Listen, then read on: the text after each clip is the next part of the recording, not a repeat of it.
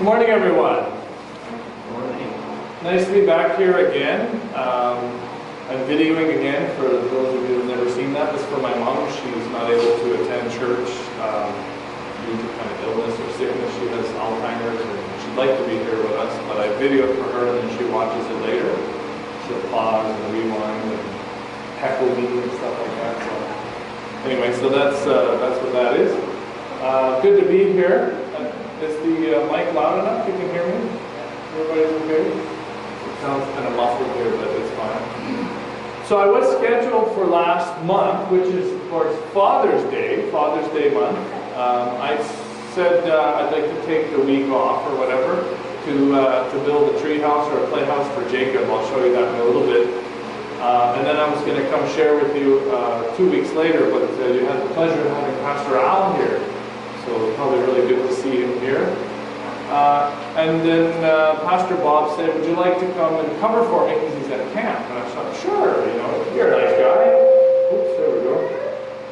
So I'm covering for Pastor Bob, but it's nice to see you. So the sermon title is Belated. This is like a month old. So can I ask for your forgiveness? That it's not June, it's July. Oops. But I'm sure I can share this type of topic with you any time of the year. It's timeless. So that's why I pursued it, because I'd already started working on it. So what I'd like to do is always take a look at the internet just to see what's out there in cyberspace, in terms of fatherhood. And I saw this really neat little thing that doesn't seem to be updating. Oh, there we go. Oh, there we go. So here we got a baby in swaddling clothes, and we've got a little tag there. I guess I have to stay over here somewhere, maybe? Yeah. So if I the mic, then it'll just stop. So we have a little tag in the swaddling clothes there. I think you can see that in the baby. And it's funny because it reads like this. It's in the tag and it's instruction to dads. Please read carefully before raising child. This is a baby. It needs you. It needs your love, your touch, your time. Spend lots of time with it. Build a birdhouse. Read a book. Go for a walk. Do homework. Play. The more time you spend, the better chance it has of growing up and being happy and healthy. It grows very quickly. Pay attention. Never underestimate the difference you make. It takes a man to be a dad. I thought that was kind of neat, this little tag.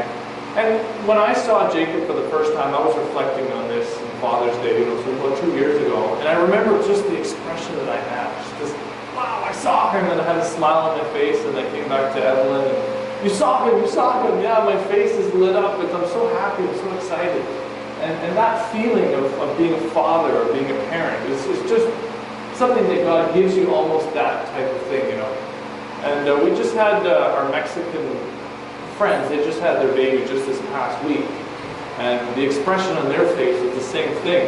And I remember asking the father, I said, so what was it like when you first saw your daughter? And his face was just lit up. And, so there's something special about that. And it's just built right in. And I think it's so beautiful and wonderful. So I got a comment for you, Luke. You recognize this guy. I don't know if you do or not. Your dad talks about him. This is Darth Vader. So this is, for those of you who watch the trilogy, Darth Vader is Luke's father. Luke, I'm your father. It's like the term from the movie, right? So I've given away the plot, yes, I know, but those movies are so old by now, it doesn't matter. And there's a little caption below here. So here's Darth Vader. He's going to the Midway or the Capital X or Stampede or something, and he's pushing the cart, Darth Vader, and he says, fatherhood. Yeah, they're cute when they're little, but wait till they're teens and they blow up a Death Star. And that obviously being like a big ship or something that's floating around, and Luke blew it up, so you're going to blow up the Death Star? Oh, turn our eyes to the Bible. So let's take a look at the biblical examples of fathers. We see a lot of examples in the Bible. Some of them that we remember, Adam was a father of Noah, Abraham, a big father of the faithful, Lot, Jacob, Isaac. The list goes on. David, Solomon, Job is another good example of a good father, and Joseph, the father of course, Jesus. In short, fathers in the Bible are a paradigm. Basically, they're representing the human condition. We've got examples of really good fathers, and we've got examples of really bad fathers. You know, so the examples are all there. They're all myriad. Yet God doesn't give up on them. By His divine grace, He manages to make a good mark on their families. So through the help of the Creator and the relationship with God, these fathers were able to, you know, do the best they could for their families. And that was the point.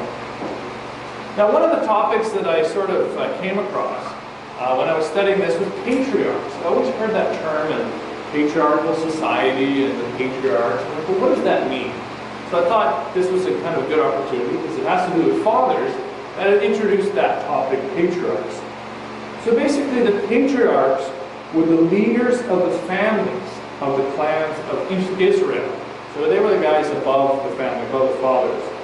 Now it's translated in one of the Bibles, LXX. You don't have to know that for any quiz or nothing.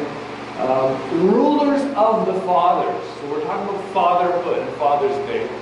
Rulers of the fathers. So that's what the patriarchs were. And it's simplified as patriarchs in the Bible and the New Testament. But they basically come to be known as the 4 generations of Israel. So when we sing that song, Abraham, Isaac, and Jacob, that song that helps us in YES, you know, what are the patriarchs or whatever, those are the patriarchs, what they're commonly known as. Abraham, Isaac, Jacob, his 12 sons, and most especially Joseph. Those were the patriarchs. So ancient Israel was a tribe society in which the household was the family unit, was basically the fundamental social unit of the society. And the head was the father. And thus Israel is often called a patriarchal society, because it gives the idea of a father being head. And on many civil issues, the father had authority to act without reference to the judges. And let me put that in plain English, because I saw a cop car. We saw 2 of them yesterday, and I'm driving down, and so we were doing some shopping, and I saw a cop car here, a cop car there, and the whole family's in, I think we were all whatever. And I said, according to Israel, I got more power than those cop cars, because the cops, you know, go to the law, which is the judges, but the father in Israel was the power. So I thought, it just dawned on me, and I was like, wow, you know, like they have a lot of power. Now, fathers have less. Mothers have a lot of power too. Anyway, so what I'd like to do is turn to the best book on fatherhood there is, right? Bill Cosby.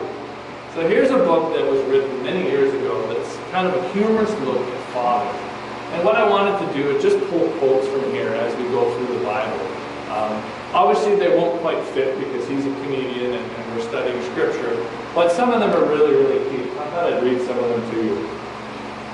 And incidentally, this is a book that I should have read when Jacob was first born. But I guess I had other things that I was doing. And in preparation for this, I listened to the audio version, which is even kind of the easy way of reading the book. So he said, I brought you into this world, I can take you out. The arrival of the baby coincides with the departure of the mind. And that's probably termed also baby brain, where you can't make heads or tails of things. In spite of the 6,000 manuals on child raising in the bookstore, child raising is still a very dark continent, and no one really knows what they're doing. You need a lot of love, luck, and of course courage. And I thought that was almost biblical, his statement there. You need a lot of love. And really that's true. When it comes down to parenting, or being a father or whatever, it's a lot about love. If you have love, you've got good parenting. A couple of more quotes. There's something about babiness that brings softness in people and makes them want to hug and protect this little small thing that moves and dribbles and produces what we poetically call two. And this was so funny because now Jacob's sort of repeating everything we say, you know, and it's like, la or water or something like that, or mama, papa. But one of the ones that we always ask him, because we don't want to change his diaper continually, is, did you poo? Because if you peed, well, you can be good for another half an hour or something. But if you poo, well, we got to change that right away. So now Jacob's running around the house, you know, did you poo? Did you poo? Did you poo? And that's just whatever, that's fine, that's nice. Here's a kind of biblical quote from Bill Crosby. After creating the heavens and the earth, the oceans and the entire animal kingdom, God created Adam and Eve, and the first thing he said was, don't! And this is true, you know, we say, no, don't touch! No, get away, you know, because we know that the effects of what they're going to do could be dangerous, could be fatal, could be everything, so we're kind of protecting them. And God also, you know, when he had that, was don't eat of the knowledge of good and evil. He knew he wanted to that, and I thought that was interesting that Bill Crosby raised that. Okay, so let's take a look at fatherhood in the Old Testament. So basically in the Old Testament, God was termed the father of Israel. So we see that God is the father of Israel. We see a couple of quotes here, Deuteronomy and Isaiah that kind of support that. He created them. In Deuteronomy 32:6, he said, is he not your father who created you and made you and established you? So the father who created us. In Deuteronomy 1:31, mentioning that he carries them in his arms. And actually, this is one of the scriptures, they usually think of the Old Testament of God being kind of a very authoritarian God. And this one actually surprised me, because this one shows a very soft God. And in the wilderness, where you have seen how the Lord your God carried you, as a man carries his son, all the way that you went and you came to this place. And I thought that was kind of a neat scripture from the Old Testament, but God carried them, so there's a reference to him carrying them as a father.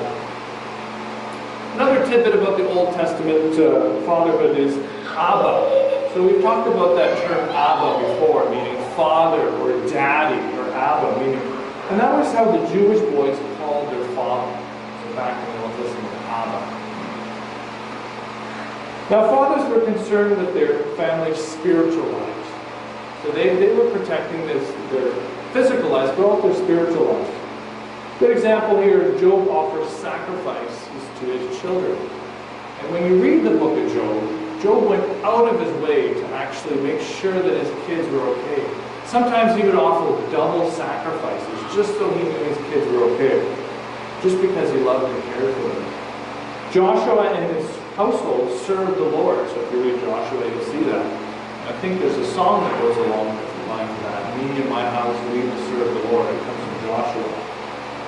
And we see in Deuteronomy as well as Proverbs, fathers are portrayed as teachers. So Proverbs 1:8 mentions, listen, my son, to your father's instruction.